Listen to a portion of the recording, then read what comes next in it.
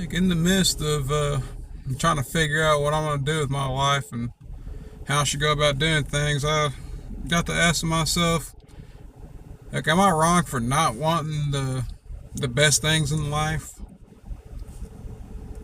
Like the best of the best house, the best vehicles, the best job,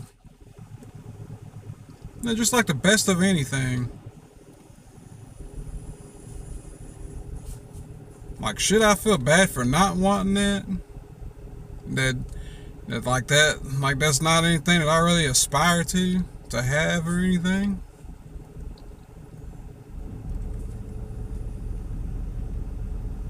Like, am I wrong? Heck, and if so, why am I wrong? Why should I want to strive to have the best? Like, when deep down, like, it on a personal level, it really does nothing for me.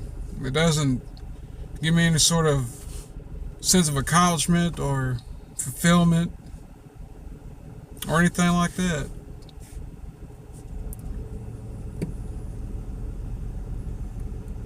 I just want to know people's opinion and open up dialogue.